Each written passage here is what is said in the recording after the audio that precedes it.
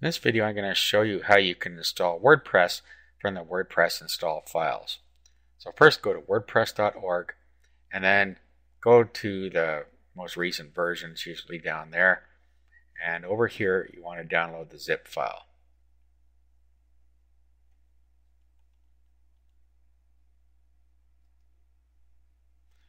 Just save it to your desktop or somewhere where it's handy. I'm just going to install it in a file called WP so I can easily find it, which is on my desktop. Okay, so here it is. So I'm just going to unzip this. I installed a program called 7-zip and I can just extract the files.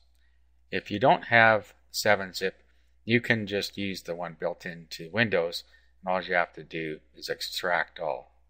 I use 7-zip because it's faster. Okay, so at that point you have all your files extracted, and they're the WordPress files. There are two directories, deep WordPress version number, and then inside there you have WordPress, and then you have your files in there. Okay, so at this point we can upload all this to our server. So of course you already have your domain name and your hosting, so we're going to upload this where we want it to go. To do this, I'm using a program called FileZilla. It's an FTP program, allows you to move files up and down from your server. So this is my server side over on the right and my computer on the left. So what I'm going to do is I'm going to go in here, pub_html. This is where the files have to reside to be viewable on the internet for this particular server. Some hosts it's different, so find out where that needs to be from your hosting provider. I'm going to create a directory to put it in. I'm just going to call it WP test. Now I could upload it right into this directory, and if I did that, then I just have to key in my domain name and I'd go right to the WordPress install. But I want it in a subdirectory, so that's what I did. So let's go down to WP test.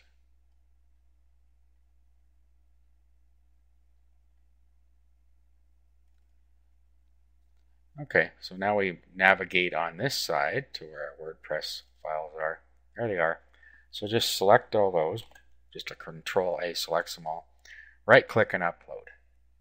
Okay, so that uploads them to our server for us. We wait for that to finish. Now while this is going on, we can create a database. We need a database to control WordPress because everything's stored in a database. So let's go back here and let's go into our control panel. I'm showing you on control panel hosting.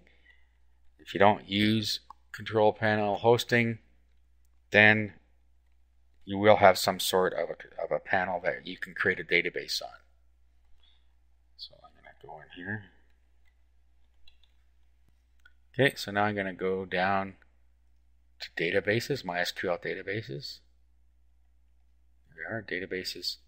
And I'm going to go to MySQL databases. And then I'm going to create a new database for my WordPress install. So let's just call this WP test. Go back. You need a user ID to get into your database. Okay, so we're going to create a new user. I'm going to call it the same thing, WP test, just for sake of ease. Then you need a password in here. I'm just going to use password. You should use something secure. Okay. You can also use a password generator here. It'll generate a very secure password for you. Just make sure you remember what it is. Okay, we'll create the user. Let's go back. Now what we need to do is attach the user and the database together. So we go down to where we said add user to the database, and we find the one called WP test. You notice there's characters in front of it.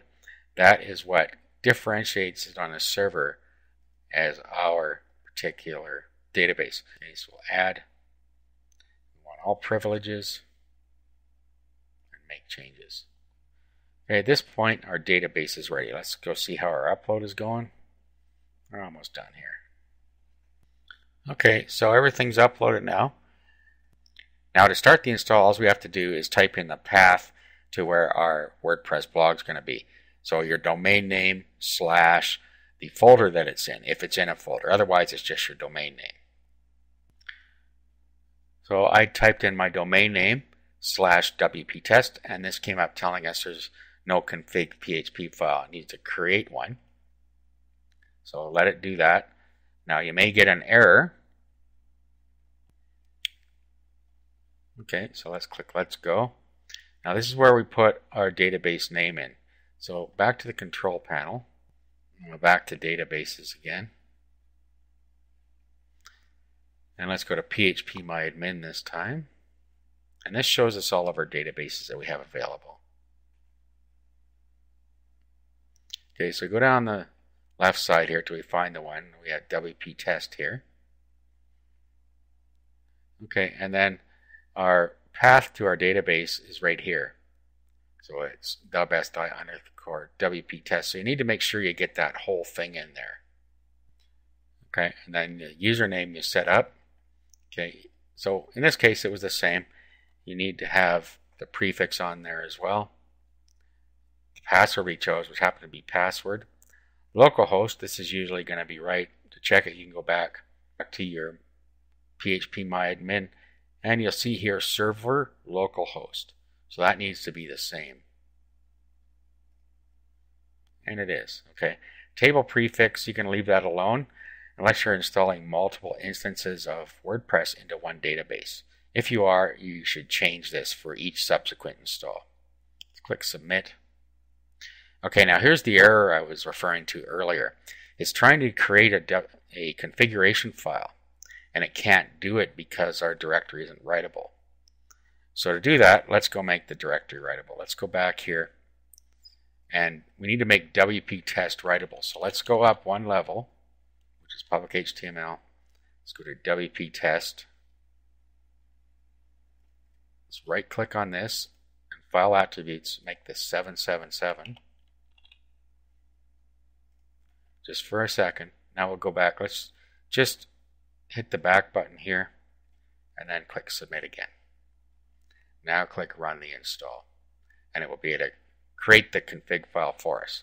Okay, so site title here, the admin username, a password here,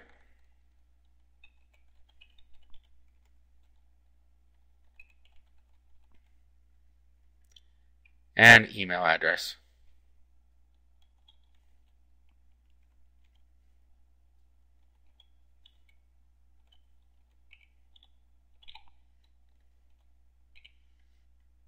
Allow my site to appear in search engines. Okay, you're going to want that unless you want this to be a private blog. Install WordPress. And that's it. Click Login. Admin. Your password. And we're into the back end. So at that point, WordPress is all installed. Now at this point, you need to go back to FileZilla, and you need to change these permissions back to where they were. They were 755 before. Put them back that way. That makes your site secure. Now, if you were installing in the public HTML directory, it's the same thing. This is your root directory, so you just key in your domain name and you're on your WordPress blog. What you would do is go back to the / directory, which is right on the outside. Go find public HTML, right click and file attributes. Notice it's 750 this time. Change to 777, proceed like I just showed you, and then come back in here and set it back to 750. So that is how you can install a WordPress blog from the install files.